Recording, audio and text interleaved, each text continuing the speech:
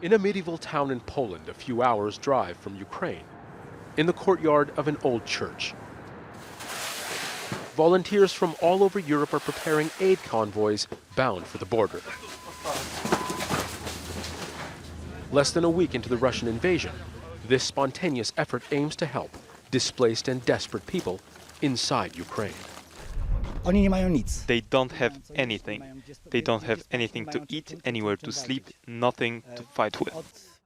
Volunteers are working against the clock to pack and drive as much aid into the country as they can. Organizers worry Belarusian forces allied with Russia could soon block their supply lines. This effort is the beginning of something bigger. The Polish government plans to use Lublin as a hub for humanitarian personnel, aid flights, and convoys to Ukraine. All signs point to a protracted crisis in Western Europe. Marina is Ukrainian living in Germany. In less than a week, her home was invaded, she was cut off from her family by war, and her middle-aged father was drafted into the Ukrainian army. He has a rifle, but she's worried that he has no body armor. When you see that mom or dad are calling, you don't know if they are calling just to ask how I feel, or to give the news that someone is dead, or maybe they are calling for the last time. For now, her focus is to organize aid convoys from her home in Germany to her homeland in Ukraine. And I'm also proud to be Ukrainian. As you should be. Very proud. Late into the night, donations of warm clothes, food, water, diapers, toys, everything keep coming. But Ukrainians who are fighting need urgent military support. And people like ANDRII are taking matters into their own hands. His car is packed tight with walkie-talkies, flak jackets, binoculars, all paid for by crowdsourcing on social media.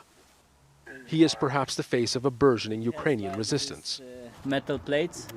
Young would-be influencers who see themselves fighting the army of a Cold War hawk. When we met him, he and his friend were driving to the border to cross into Ukraine. Of course, I'm scared because I can die. Yeah. But my feeling is that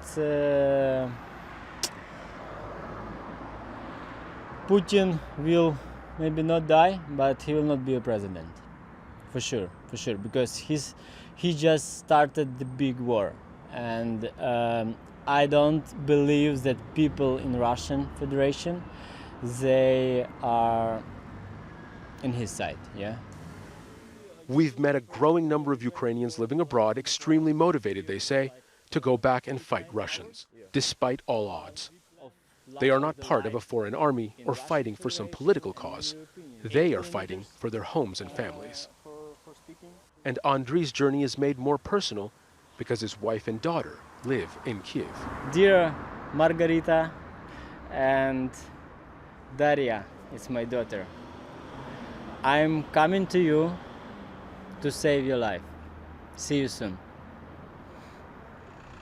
Ordinary Ukrainians and extraordinary circumstances are all driving east, hoping to find their way home.